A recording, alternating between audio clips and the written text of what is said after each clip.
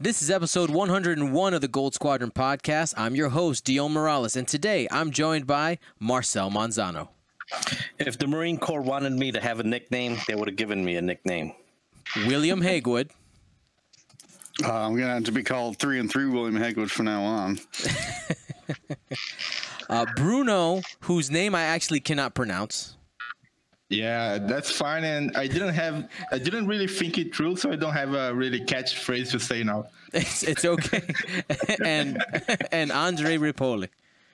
Good evening. I have no catchphrase either, but I think that's fine, right? Oh yeah, we should be fine. Now, before we jump into it, I want to talk about what today is about. Kind of give you guys a quick synopsis. Today we're talking about some of the current issues facing the Brazilian X-Wing community.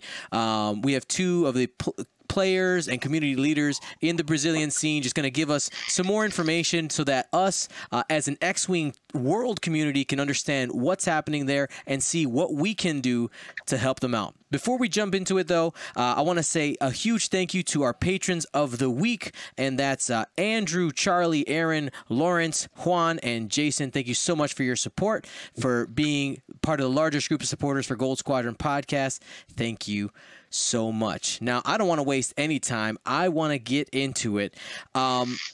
So I saw on Facebook that you guys are spreading around this petition where it's essentially to FFG about your distributor, but I don't want to take the words out of your guys' mouth. Can you guys give us like a quick explanation so we can start to wrap our head around what's going on? Sure. Just to be clear, we have our local distributor in Brazil of FFG product. For some years now, they have been the representatives for most of the FFG product line, which is Galapagos Jogos. And they have recently been acquired by Asmodee. So they're part of the same group, I think, now, but we don't really know how that's going. Well, either way,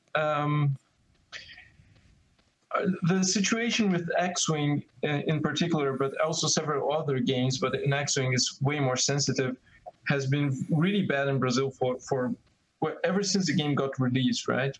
And we had a little period where it was good, where we had good management of organized play, but it reached a really bad point with the release of second edition, which still hasn't got its release in Brazil. So we're completely left out of the competitive scene. And then criticism of the company started escalating, and the way that the company communicates with the community is really bad and got worse and worse and worse. And it reached a boiling point last week with some really bad Facebook posts using somewhat offensive language, I would say. And the company just dropping two notes on their company page, stating that they would sue, everyone that was making those kinds of posts on Facebook. So it was really. Moreover, they also said a lot of other stuff that we'll go over in the next. In the next hour, maybe the next few minutes. Yeah. But I think that was the worst point, the threatening of community members because they were too critic of how the company was dealing with organized play and product release for X-Wing. Another thing I like to highlight is kind of the timing of this issue, because we always had problems. So yes, some people might be wondering why now? Why people just kind of revolted against the company now? It's because we suffered from this from a long time, but it's never been this worse, never been this bad how it's now, because for some time now we had some delays. Everyone, I think even in the US knows that Brazil always suffered with a delay of launch and maybe a wave gets like 5 months behind, and some waves doesn't get fully released here. But for the most part, the OP structure was still working with a lot of problems, but still working. We had regionals, we had a national, 3 nationals to be exact, and we had some season kits every now and then. So the community bear with the company, because they always said they were trying to get better, they were trying to communicate better with us, and we said, okay, if you are going to try, we are going to give you another chance. But from the release of second edition, we had like a blackout of information. We had the only information we had, the only concrete information was about the accident that Galapagos lost a container that had the core sets and the conversion kits for the first release of second edition. What do you mean they got lost? What happened? They really sink in the ocean. You remember? What? They sank. So wait, you're telling me that on the bottom of the ocean somewhere there's a container full of X-Wing stuff? Aaron Otley just found it. He posted in the crates community. He found it. I'm waiting for him to send me back. But it's kind of funny because I know everyone in the US always complains that the boat of FFG takes too long to get in the US. Right. Imagine if the boat sank. How bad would it be? Yeah, so, that sounds bad. try to remember Brazil when you complain about the boat next time. But this problem with the boat, I think that's an accident and it could happen. And we can't really blame the company for a container that sank in the ocean. But the problem, again, was the communication. They kind of waited. They knew, we actually don't know that for a fact, but we believe they knew that they lost the container about 3 months before they released this information to us. And we were waiting. If I'm not mistaken, in the US, the second edition launched in September of something near that date. And we only heard about this almost after the Black Friday sales. So we were totally in the dark during this whole period. And we were kind of, okay, are you going to bring the stuff now that you lost it? What are you going to do? They said, okay, we are looking into it. They started to look into it. They only gave some kind of answer like last 15 days back from now. Something like they call Galapagos on demand. They are going to directly import from front of the flight without localizing the stuff. Okay. And they are going to charge us for the buying process. But right now, everyone that was interested in playing already bought the stuff because we are like 6 months into the game. You guys are ready to receive the Wave 3.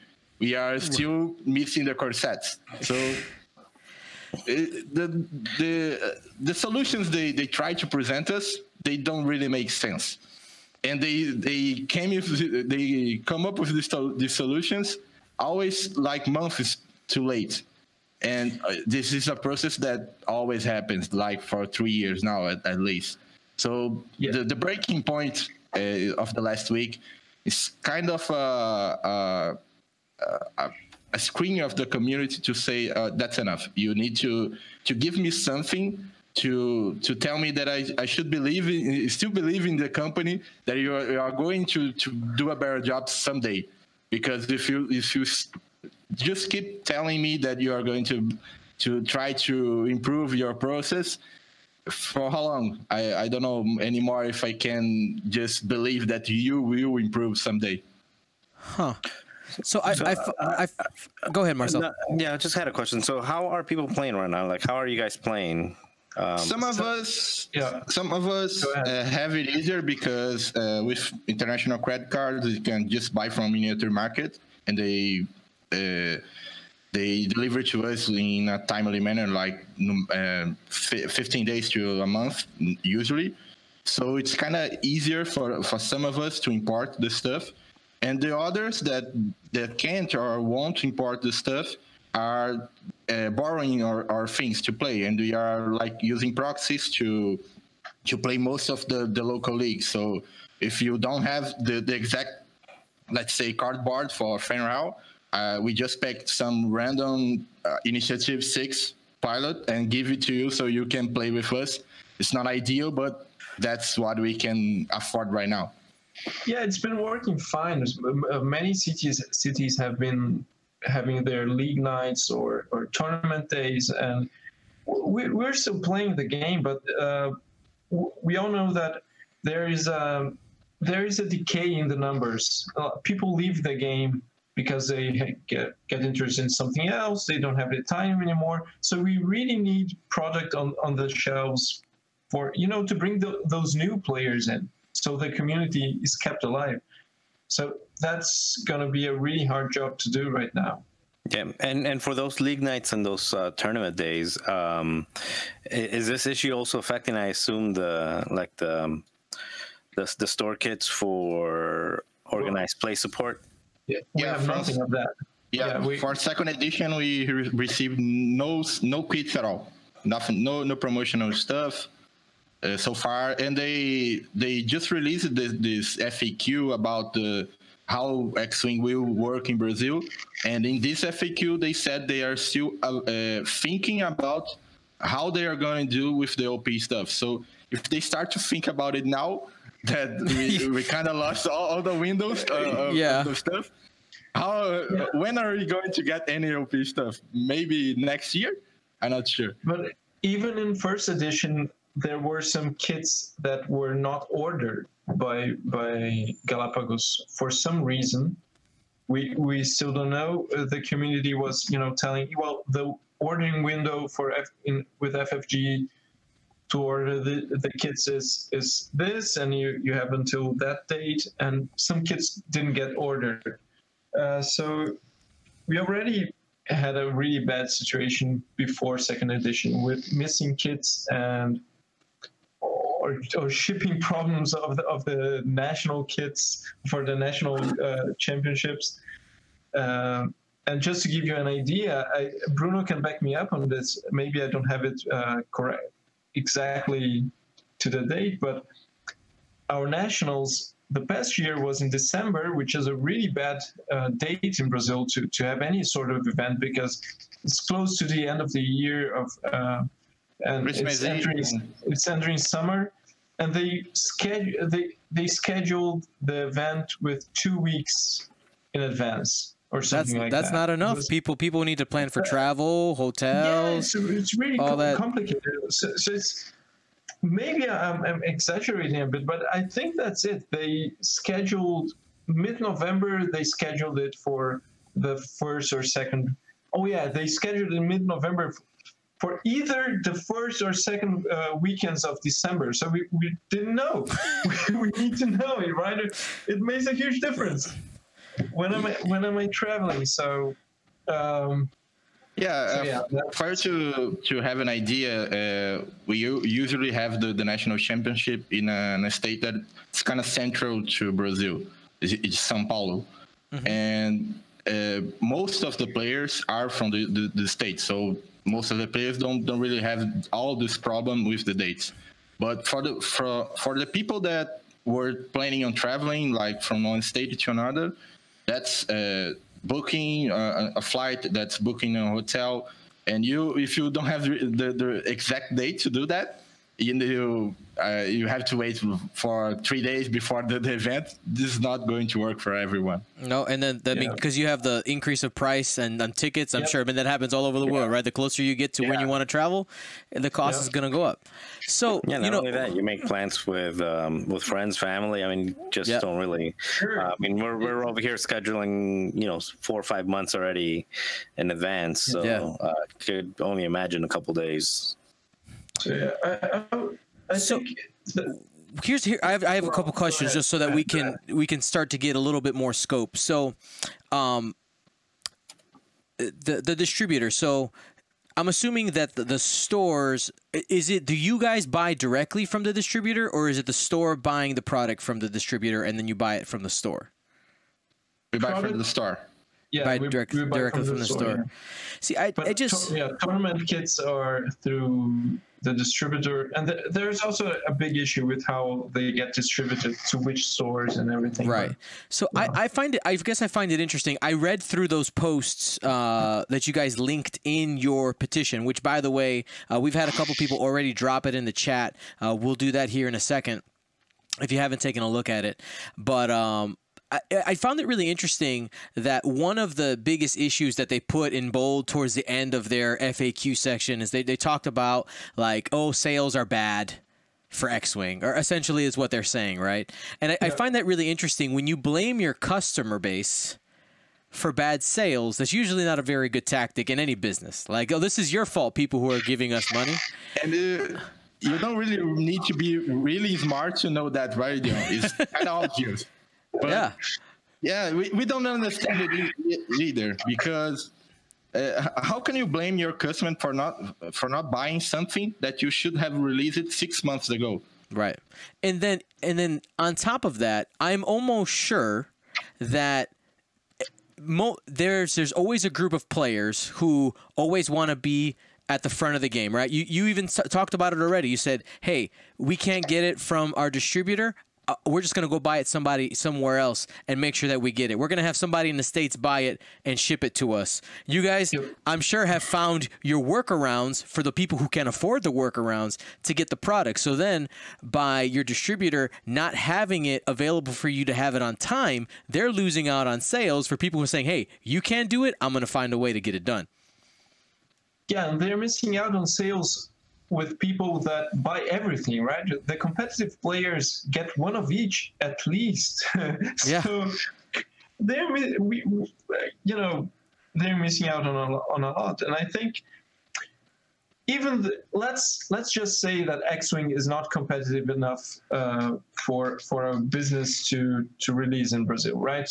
To go through translations, and if you're doing translated versions of the product, then you get a minimum order with FFG.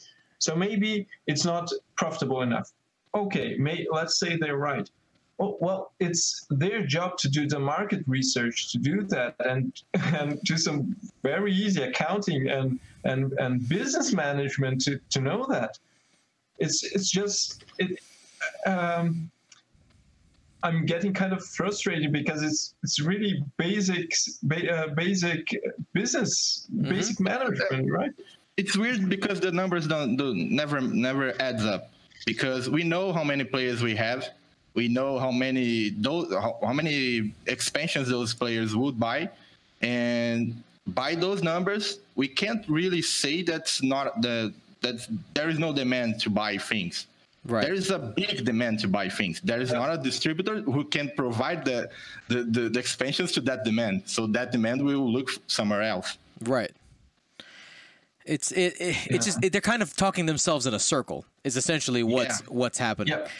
And then the other part that I found baffling, which you guys already talked about here, is the fact that in one of their separate posts, they talk about bringing legal action to people who are saying negative things about them online, which, you know, I took the time. I was like, okay, you know what? Let's look at what legal grounds they have, right? And essentially, it's similar to the United States. The very first thing they would end up trying to look at would be defamation, slander, and libel laws. Yeah. But when it comes down to it, like if you're stating an opinion, that's none of those things. Okay, all of these phrases, libel and slander, it's all about if you're telling lies. Like if you're saying, you know, this company is doing this thing and they're not. You know, when you're blatantly with malicious intent lying about what a company is doing, that has legal action. But somebody making an opinion known, like, hey, I think you're doing a bad job, that has no legal ground. But unfortunately, right, we live in a society where a big company, right, is threatening players and then if you're just we're just regular people, right? Like a big company like that could spend enough money if they wanted to, if they really wanted to be like, hey, I know that we won't win this criminal case, but I could scare you if I want to, right? I could make you get into possible financial trouble because I'll take you to court. I might lose, but hey, we got the money to back it up. Like there's a lot of layers there that just really, I'm personally, I'm disgusted by the fact that they're petty enough. Essentially, they're petty to say like, stop being mean to us. Yeah, it's essentially what they're doing. That's exactly the word I would use in English: pettiness. It's absurd. I just want to be clear here what kind of posts they're accusing on Facebook. Now, they have the manager for organized play, which is TJO in Portuguese. Uh-huh. And some or most of those posts on Facebook are, denouncing his work, are against his work and what he has been doing. And some of them have been using offensive language. So then there's this weird situation where those messages could be understood as not being towards the company, but rather towards the person that occupies that job position, right? So this is where it gets a little bit sensitive, and the moderators on the Facebook group just decided that they didn't want to take the chance, right? Let's just not go there. Let's just take down whichever post they report to Facebook. The thing is, this person, this manager, is the face of the company to us because they presented him as such. When he assumed this position in the company, he introduced himself to us, saying that he was the new manager and that he was going to be responsible for all the communication between the community and the company about the organized play stuff, about doubts we had about the launching dates and release dates if they were going to bring something or not. So by the time we got to know better, we really think that he doesn't really do that on the company, but someone told him to present himself as a face so we could at least pretend to have a communication channel with the company. Right. They did this. I can't say they did this in bad faith. They might had some reasons to actually try to improve their communication channel, but it kind of backfired because this guy became the face for the problems. Right. And when we are trying to talk to the company, it's easier to target someone that we know that works there and that is involved in the process than just giving the company some random message to an FAQ post or trying to call someone from the client support to maybe hear us about our complaints. We are going to try to go through the easiest way, which is, from our point of view, targeting and trying to talk to the manager of the OP, because our problems are with the OP. It makes sense for us, at least. Yeah, and I know at least at the very top, Alex Watkins is right. He's the very top of organized play, and right now, like from what I've seen in some of the work he's done, I'm hoping that this information does get to him. And I mean, I hope something gets done. Go ahead. What were you gonna say, Andre? Well, I was just going to go on the lawsuit issue with a couple of things, because I see you have some notes on Brazilian law and then U.S. law, and I want to add something else which is quite particular to Brazilian law, which is consumer law. We have a piece of law code which is consumer law. Well, just to tell you something, Galapagos went even so far as to call what those posts on Facebook hate speech. Hate is speech? Really funny. Yes, because it's totally absurd, because as we know, hate speech is usually used to diminish a social minority. Right. Right. Or it's specifically about an identified protected group. Yes. Right. So it's like, hey, we're going after, we're going after people who are homosexual or people who are white or people who are black. Like that's what those laws are for. Yeah, and we have them in Brazil as well. It's the hate speech is very clearly defined in Brazilian law. Right. But what I wanted to say is that consumer law in Brazil actually states that there are asymmetrical relationships in consumer relations. So it's understood that a company is stronger than a consumer, than their customers. So they have a higher responsibility to hold,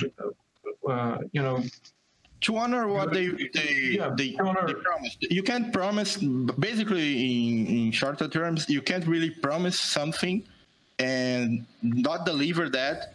And if you do that, you can be held responsible for it in a court of law, depending on what promise you made. And if that promise made some kind of had some costs on the consumer. If you, let's say, if you promise to deliver, let's say, the card set by next week, if you do a post saying specifically you have the card set next week, you might hinder people that would buy it from somewhere else that is cheaper now.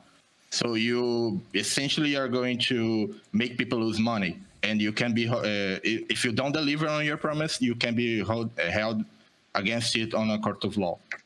Yeah, and also it's well understood that a consumer doesn't have the power to threaten a company like that, like what they are saying. But a threat from a company, as you said, Dion, because the resources they have access to are wildly different than that of a consumer, then it becomes so much worse.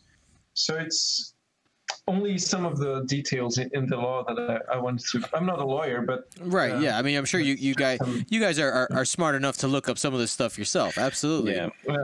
Yeah, and I think there's probably one more thing that that's not being brought up here is that you guys, this is your main supplier for this game to Brazil, and while all this is happening, eventually, there's going to have to be a handshake if you want organized play and everything to come back. I mean, you have to skirt that line between pushing back and demanding that good service, but at the same time, you have to maintain a good relationship between the community, because at any point, a company is well within their right to say, you know what, this is all just not worth it.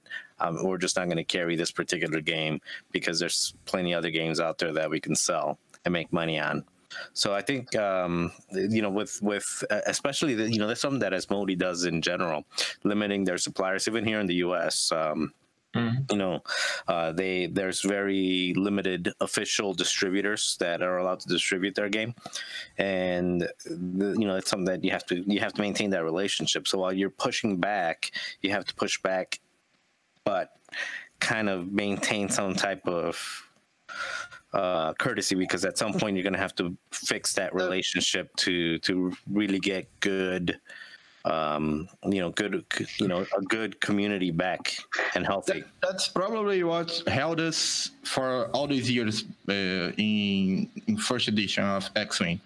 We knew that we didn't have the perfect service, but we also knew that Brazil has its own problems with bureaucracy and customs and stuff. So we buried with it, because the company was providing the basic things, like some OP kits. The main kits were getting to us, like the regional kits and national stuff, and they had some window of releases in Portuguese. So even if you have the product like months later, some people want to buy the product in their own language. They don't know English. They don't like to play with other people that are using things in English because they don't understand. So they prefer to buy everything in Portuguese. It's within their rights. And if the company at least provided the basic, Like, okay, we are delayed, but we brought the product. Okay, we have some confusion about the dates of the events, but we are trying our best and we are going to bring the kids. Okay, we bear with it. You are doing at least the most basic stuff. But the tipping point in second edition is that they stopped doing even that. And if that's the case, if they don't want to provide the service, it's kind of better if they just give up of the game and we find our own way of contacting the FFG directly and maybe getting the LP stuff directly, because they are the way OP works. If they don't distribute anything if they have their official distributor, you have to go through the official channels. So in a case that we didn't have any kind of distributor, maybe we had a chance to go directly to Fantasy Flight. But now they are part of the same parent company, so maybe it's it's kind of tricky right now. Yeah.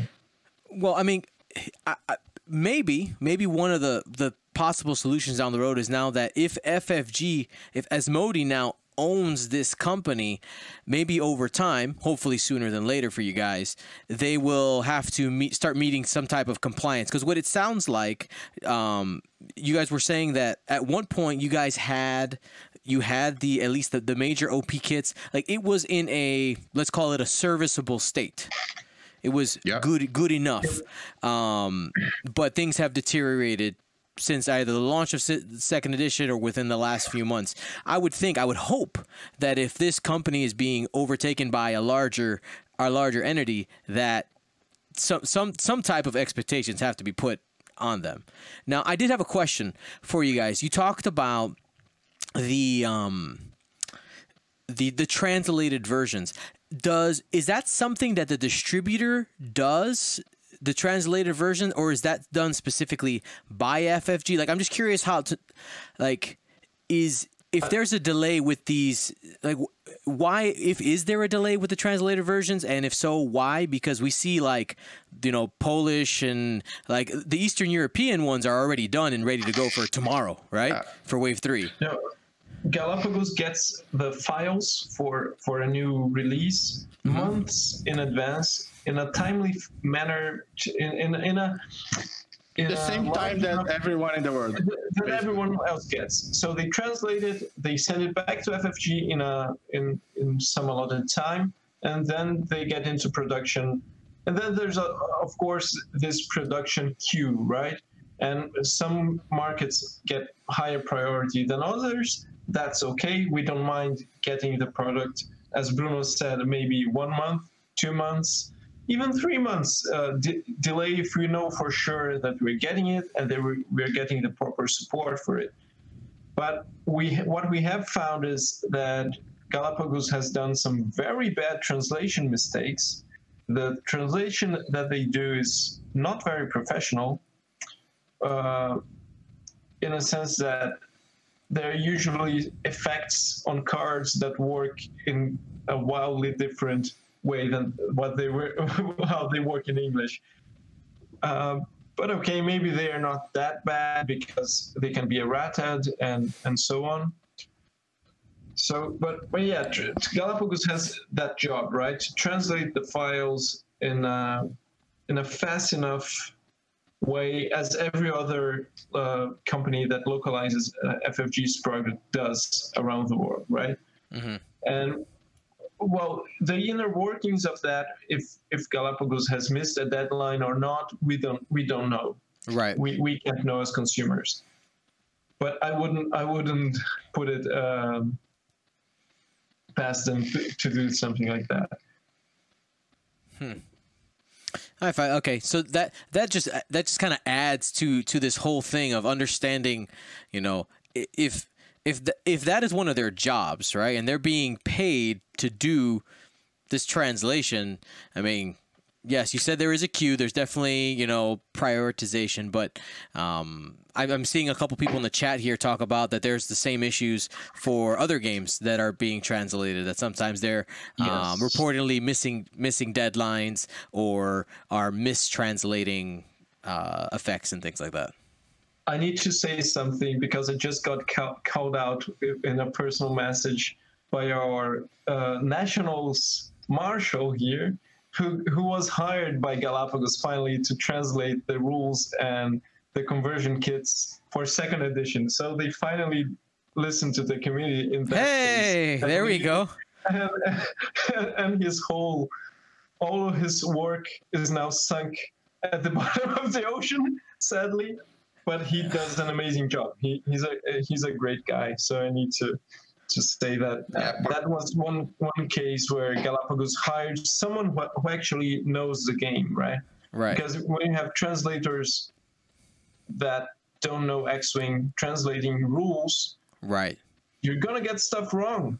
You need to understand the rules to translate them properly. Right, because it's not just word for word translation. There's syntax that goes into like how to say something in order to get the correct idea across.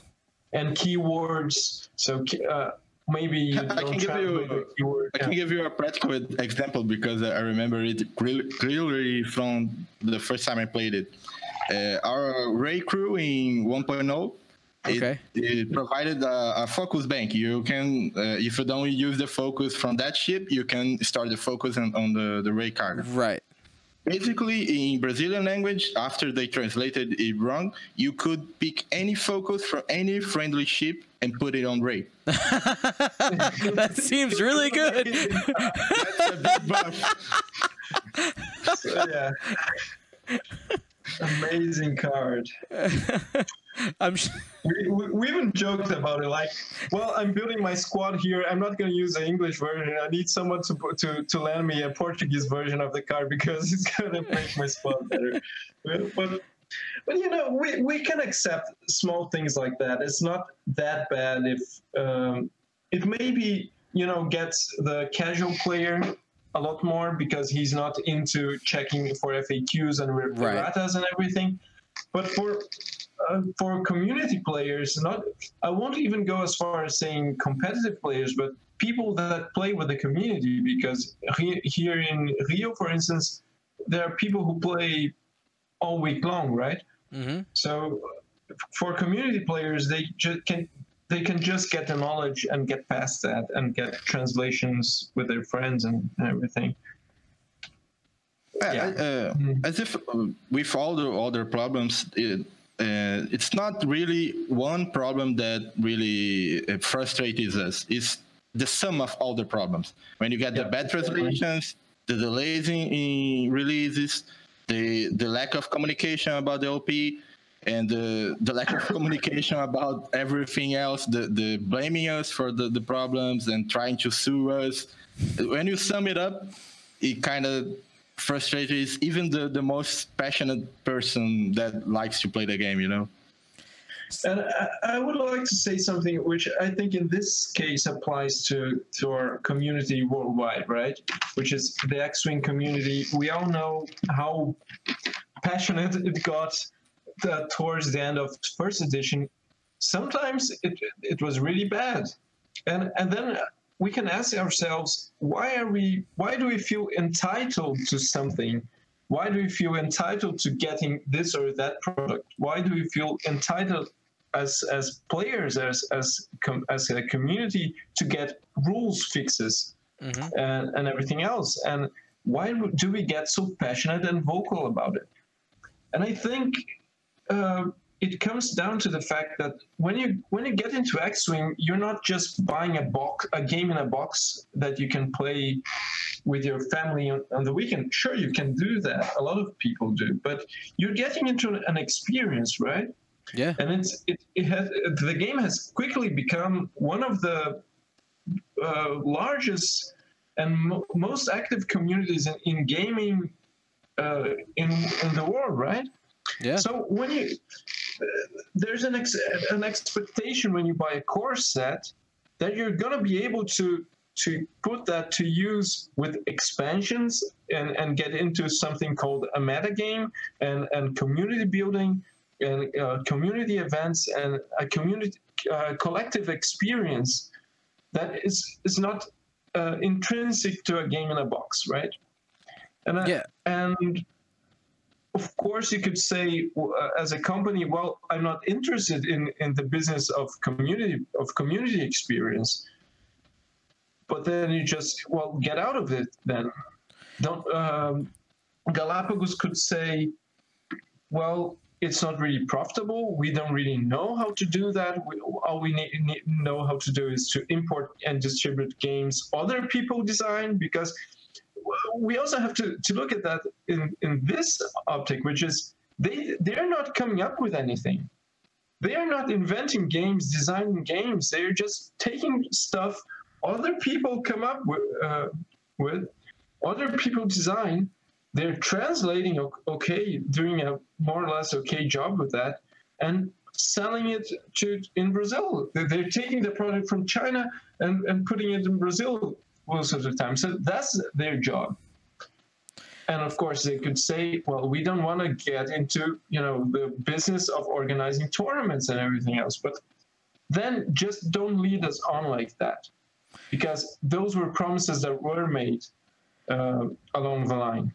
Now, right? Yeah, I just find that really interesting, the idea that not wanting to be a part of community building, because the reality is that community drives sales. Yeah. Like any business people will tell you that, and it's just interesting, right? The world, right? The internet has revolutionized the way that people communicate. And let's just talk about, let's talk about our experience right now. I'm sitting in Chicago talking to two guys in Brazil about a game where we push plastic spaceships on a mouse pad, in front of us, right? Like, that's a big mouse pad. It's a 3x3 mouse pad, but it's a pretty one, okay? Now, if I'm your distributor, they should want to be ready the day one when product is legal for tournaments like everybody else around the world, because that generates excitement. It generates people wanting to have the product. Oh, I can have that stuff the first day it's released. I want to buy that. Here, I'm going to pre-order that so I can have it day one. If people have been, historically let down by a distributor, of course sales are going to drop because they don't have trust in the company anymore. Yeah. And if you haven't looked at the petition, again, I would highly encourage you guys to go ahead, take a look at it. If you feel inclined to sign it, please go ahead and do so. I've done so, and it's you guys called it an open letter to FFG, just giving them details to say, hey, listen, this is the problem. Can we please look for some solutions? But in those articles, just going through and reading some of the posts by that distributor, they seemed really disconnected from kind of like, almost like they're missing the point. From reality. Right. They're talking from reality. they're talking around the problems and saying, well, and I would say that some of the issues that they're saying might be valid points. Like, hey, we don't want to break our contracts and XYZ. We can't do this and that. But if they're not putting forth an effort to get you guys the kits and the product, and the number one thing, which let's talk about here, this in a minute, it seems to be communication. It sounds like they're not. There's a community asking to be communicated with, but it's only going one way. I think maybe, the number one issue is communication, because if they were honest about their shortcomings or their issues, and, well, we're not going to be able to make good on that promise because of this and that. If they were honest about it, then everything would be easier, right? The container falling into the sea wouldn't be such a huge problem if everything else was kind of more settled down in a calm way. But there are two things I want to talk about. I see some people talking about it in chat. Other games that the company is bringing to Brazil are facing the same issues. We've had the same problem with some CCGs. We've had now Star Wars Destiny, Legend of the Five Rings, that were promised an active tournament structure, and they didn't deliver. That they promised to deliver the product through a subscription program that didn't really work. For the first release already, they messed it up. And now I think it all got worse the past week, because with the impending release of Keyforge in Brazil, there's a new community that was excited about it. And so they were gonna make this huge sale of a new game to a new community. And well, there's a bit of an overlap of X-Wing of the X-Wing community with the small but growing Keyforge community in Brazil. Mm-hmm. So the X-Wing players just got vocal about it, just called it as they saw them. And they were real about it. Well, you shouldn't expect much from this company. The game is not going to be as successful. It's not going to have a successful tournament structure, because Galapagos hasn't been able to deliver on any other game they have brought. They have promised that. So it really messed up with what they intended to be huge sales of a new game, because people, because it's a new community. Gamer communities, especially in Brazil, I don't know how it is in the US, but they are kind of isolated. People who have interest in Keyforge are not going to be the exact same target market as X-Wing, mm-hmm. but there's a bit of an overlap, and that overlap got really vocal at that time. And I think that's why we got the backlash from Galapagos Jogos the past week, because they were really mad about X-Wing players messing up their sales for another game now. But well, I think it's their own fault. And regarding community, I also want to say that before the game got released in Brazil, it got released in February 2015, if I recall it correctly. We already had some people that imported the game, that had some core sets and some expansions. The game was in Wave 5, I think. Mm-hmm. Wave 5 had just gotten released in in February 2015.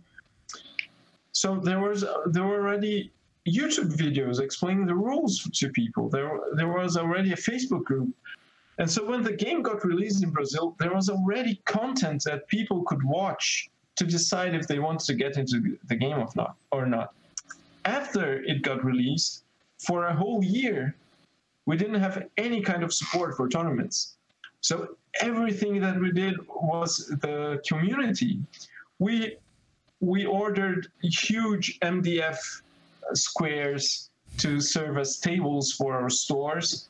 Out of our own pockets, we made custom playmats out of our own pockets. Some people spent a huge amount of their own money just to support their local community. And that's the biggest advertisement you're ever going to get for a product. Mm-hmm. And it was all for free. Right. The company didn't spend a dime on it. So it's...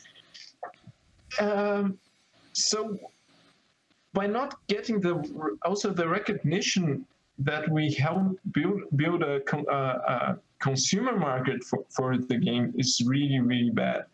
Because Bruno is very active in organizing the community here in Rio. I was a podcaster for some time. We have had, I think, 5 or 6 very successful podcasts in Brazil about the game. Many YouTube channels, and I think that those are the people that, help potential newcomers decide if they want to get the game or not. Mm-hmm. Because there's no content by Galapagos Jogos, so right. There's that. Well, so now let's talk about some possible solutions. You guys put forth this petition. What's in it? What are your requests? Kind of what are your hopes for what could possibly come out of it? We believe that Galapagos doesn't know how to solve the problems we listed. We strongly believe that from the history we have with them, that they are not capable right now of seeing the main issues and identifying solutions for those issues. So we hope with this open letter that FFG would get some awareness of what's happening and would try to enforce them to take some action, to take some decisive action. Maybe work with Galapagos to make the process a little bit better for Galapagos. Maybe they have some issue with the translation of the stuff. Maybe they could facilitate that, or give us in light of the recent problem we had with the core sets, maybe facilitate Galapagos to import a new batch of core sets to at least solve the most critical problem. I don't know. I don't really know what to expect from Fantasy Flight, because this, from what I know, this is kind of a new problem for them. I don't think they ever received some problem like that before. So I don't really know what they can do, but I sure hope they can, at least from the main company perspective, they talk to Galapagos as a company and they point to them how to do things in a better way, how to address the problems, or help them to come up with better solutions, with solutions that will be implemented a little bit faster than what Galapagos is planning to do. Yeah, and I think in some senses there's, well, we did it, it's a petition website, but in some ways it's not even a petition, right? It's just an open letter that we wanted players to sign up with, to undersign, because some of us are not looking at it as fixable right now. Mm-hmm. Some of us are just thinking, no, we're going back to the situation we had in 2015, where we had to, come up with our own prize kits and do some laser cutting and do some custom promos and do tournaments our own way and not have official support. Well, and work ourselves to have an active community for the game that we love, right? Mm-hmm. So some of us are looking at it like that, in that way, because we are just tired of waiting, of trying to communicate with Galapagos, because we have tried before. We have tried to open up communication channels like a messenger group or something, but it doesn't work.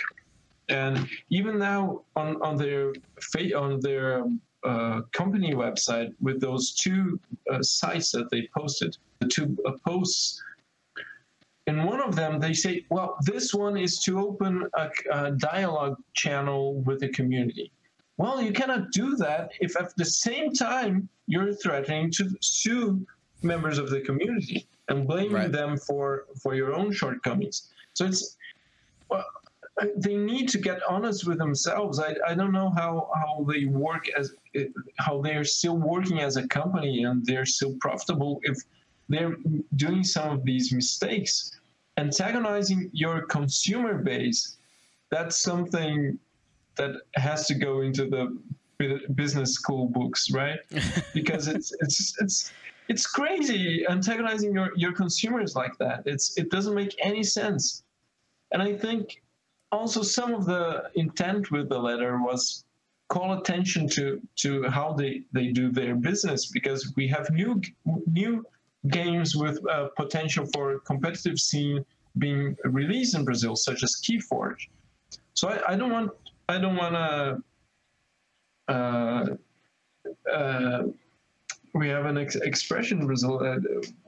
Whose turn is it to be the fool now, right? I don't want them to be the fools right now because we were the fools before, because I spent lots of money buying plastic ships that are not usable anymore in a competitive sense, and I feel kind of scammed by that, right? Mm-hmm. So I want people to know what they're getting into, and making the decisions themselves is if the risk is worth it or not. Well, let's see. I don't know. Yeah. Well, I mean, like, again, I guess I want to just go back to sales, and some of the things that they're saying just overall doesn't make sense. I think most people who kind of understand the let's just talk about volume of people, right? You guys have in Brazil, what, 250 million people, something like that. You take, you take those percentages, and apply like, well, how many of them play games? Like, you're still going to have a pretty large chunk of the population who have the potential to be interested in this game, in any games, in your products. And it just, I'm hoping that these issues get fixed. Again, I want to just a call out to the overall X-Wing community. Anybody who watches GSP, take a look at the petition. Again, I'll be forward and tell you guys I signed it. My name's there, and if you want to be a part of this, go ahead and sign the petition, and hopefully FFG comes with a solution. That way our brothers and sisters who play X-Wing in Brazil can have an opportunity to have their voice heard. So, Andre, Bruno, thank you so much for joining us. And I want to end here by giving you guys any closing things, anything else that you want to put out there.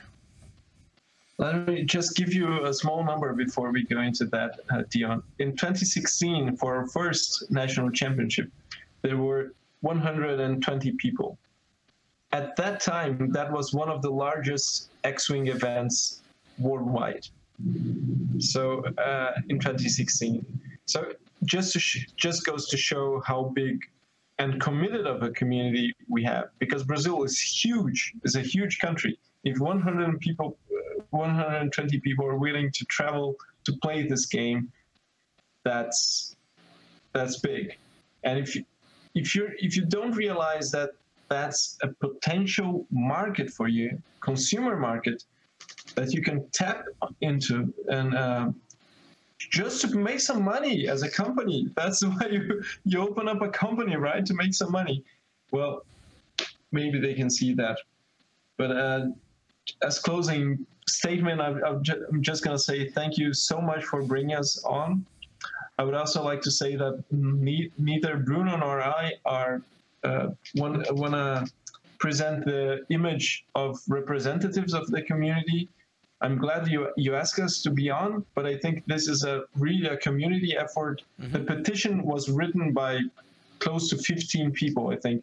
Everyone reading the thing and giving suggestions of how the text should be. So it's really a community thing, and I think that's one of the best things of X-Wing. Having this huge community building and having friends all over the world, and sometimes getting to meet them, as I've had the chance to meet you guys from Goat Squadron podcast, which was an amazing experience. And thank you so much for everyone that's listening and just is offering their help to however they can. To add on what Andres said, we are really, really grateful for this open space for us to just talk about the situation. And we know that Goat Squadron is one of the biggest podcasts in the US, so the audience is big. It's maybe a boring subject to talk about. I know it's not the ideal content for people to listen to, but for those who bared with us and for those who offered their help in I posted this on the Minoc Facebook page as well, and a lot of people offered their help. We are really grateful because this is not an issue that really impacts directly any person outside Brazil. But we can see that people are really worried about our current situation, and they are really trying to do what they can, what is in their power to help us try to solve our own issues. And that's one of the greatest things about the X-Wing community. We are always trying to look for the global community as a whole. Of course, we have our local communities, and we have everyone has their own problems. But when we can, we try to help any person that's part of this bigger community. And that's, for me, one of the reasons that I like to play X-Wing.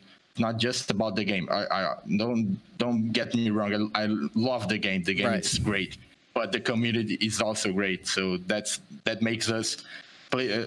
That makes us want to play it even more. Mm-hmm. Yeah, I mean, absolutely. I mean, I know most players think about X-Wing as global, because the reality is that the more people who are playing this game that we all love around the world, the more it's going to grow. It'll be around for longer. We're going to have more fun, and we're just going to be able to enjoy it. So I want to thank you guys so much for joining us. And again, I reached out to you guys because you are two that I've been able to communicate with and stuff like that. So shout out to the Brazilian X-Wing community as a whole. There's a bunch of you guys in the chat right now. Thank you guys so much for joining us. And honestly, I think more people will be interested in this topic than you think, because most X-Wing players care about their community. Here, Gold Squadron, that's what we're about. We're about people. We like the game, but we got to take care of the people first, because without the people, we don't got a game. So that's right. Yeah. Marcel or Will, do you have any questions you guys want to throw in there? Anything that's maybe been rocking around in your mind? And chat, also the people who are at home, if you have any questions you would like to ask our two guests today, feel free to throw those in the chat as well. Yeah, I guess my question would have to be, what is there a worst case scenario that you guys are planning for? Say, if they just never bring the distribution to Brazil and they continue to not support the organized play, outside of like community events, like I said, do you have like a emergency plan in case that happens? Yes, I don't think we really can get any worse, because worse than this would be they actively working to undermine us, and I don't think they will be this petty about the game. They could just stop releasing stuff. They could just give up, and as we like to say, life finds a way. So we would find a way to bring X-Wing imported in English. I don't know, but. From Galapagos perspective, I don't think they can do any worse than what they are doing right now, unless they really try to undermine us actively. I don't know, maybe contacting Fantasy Flight to try to blockade the stuff. I don't know. They're gonna set up an illegal blockade. They're the Trade Federation. Yeah, something like that. That's not the only thing I could think that they could do worse than they are doing now, but. Answering more directly, no, I don't think this can get any worse for us, because if they do, they stop releasing the product, we may actually have a shot of talking to FFG directly and get a better service from FFG. Yeah, I had my second question, and excuse my ignorance as far as language and dialects go. Have you been in communication with the Portugal community in Europe? Yes, Portugal, they play X-Wing in English, if I'm not mistaken, from what I could gather. They don't have a localized game. I think Spain does, and so they get some product in Spanish, but they don't get it in Portuguese. I could be wrong about this, but that's what I could gather from posts on Facebook and people commenting on the petition and so on. There are other countries in South America that gets the products before we do, because they don't have a distributor. They buy directly from Fantasy Flight. So let's say Peru. They had the second edition stuff in mid-November, if I'm not mistaken, because they don't have all this trouble with the distributor.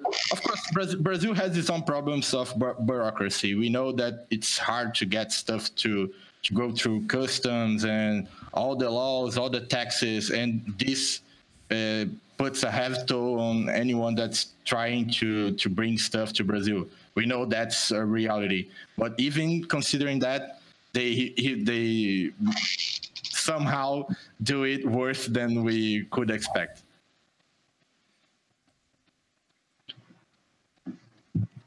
You good, Will? Is that it? Just want to check. Yeah. Cool. Yeah, that's it is boggling my mind. I'm trying to even just wrap my head around the concept of just like it non-existence. But like, I mean, I don't know. I feel you guys' pain there. Of just wanting to move spaceships and go pew pew. It's baffling. Yeah, we're gonna do that, right? X-Wing was here before official support for organized play, and it's gonna be here after. How well we're gonna be able to keep up the community with the new players, that remains to be seen. So we really don't know. Because a lot of the new players are just people that went to the store one day, saw the box, beautiful little plastic ships. They love Star Wars. They get it. They think they're going to have a whole complete game just with the core set. They realize the game is so much more than that.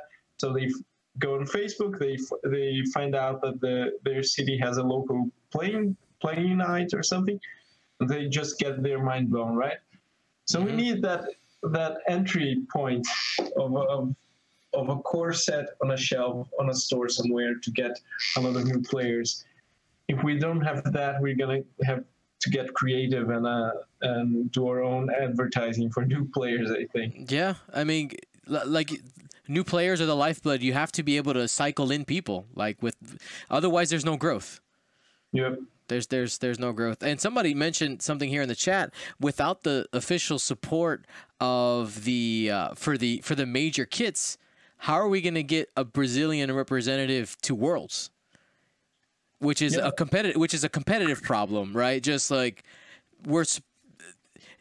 this company Galapagos is supposed to get that to you guys, give you guys at least one opportunity, get somebody here. And it's just not happening. I think just to touch on that, we don't focus too much on that because, of course, it's just one player that gets to go in a huge community. I was lucky enough to go on 2016 because I was national champion. And I think there's a counter argument to what I just said, which is, well, the community loves standing behind their representative, right? I only managed to go to the US to play because some people here put up a crowdfunding campaign for me to go, and it crushed. In 7 hours, we had reached our goal, right? I remember. This is amazing, and with help from people in the international community as well. And I remember playing at Worlds, and Dion coming by to check on my game because the Brazilians were crazy on chat asking for updates on my game, right? So it was an amazing experience, and I think the community really needs that to get at least to cheer a little bit for something and to get behind something, and it's really exciting. And with our other representatives at Worlds, it was the same, I think. So it's really, I think it's not as simple as that. I think maybe we could get something with FFG, like a spot that we organize ourselves, a national championship that we decide who goes. But I don't know, maybe that's a little bit unrealistic. Even more so now than before, because now Galapagos belongs to Asmodee, right? So we have no idea how it's going to go. Well, we'll see. I want to say thank you guys again one more time. I think, honestly, this is a great topic to talk about, and I look forward to hearing about what happens. Go ahead, Marcel. Andre. Oh, my God. Ripoli. I did not recognize you. I know, dude looks super different. I didn't want to say anything. I did not recognize you. I honestly thought this whole time that I was talking to somebody else. I didn't know it was you. Oh my God. He cut his hair, dude. He's got the suave hair now. Yeah, Andre and I played at that Worlds, at that 2016 Worlds. Yeah, we played against each other. I still got the picture, and I remember like dreads weren't out to your back. I forgot what the score on that was. It was 200-0, I think, something like that. But yeah, it was bad. I need to say something. It was you running your crazy triple scouts post nerf. Yeah. Doing something called a target lock action, as you said. And me facing triple scouts for the first time in my life. So I had no idea how to match him. Yeah, and that's the crazy part is that, you know, you have ships that just aren't available down there. So yeah, hopefully this can all get cleared up. And again, I didn't know about until today about the sign petition. So I'm gonna definitely click on it and sign after this is done, and encourage everyone else who's listening to it. And I'm gonna share it on Facebook as well. I think Gordon Berg on chat just realized who I am, because he just said missing his dreads. So big hi to Gordon, one of the amazing people I got the chance to meet. Yeah. All right. Well, thank you guys so much. And everybody out there in the X-Wing world, I want to remind you guys that we will be streaming live tomorrow from our league night, and we're going to have our hands – I feel a little bad mentioning this. We're going to have our hands on Wave 3. We're going to be streaming Wave 3 stuff. Guys, you don't realize how lucky we are. You don't realize how lucky we are. Sign that petition, okay? Let's go. Come on. So we'll be live tomorrow. Thank you, everybody who joined us tonight. Subscribe, like, all the things. Thank you so much. For everybody here, my name's Dion Morales. Gold Squadron out.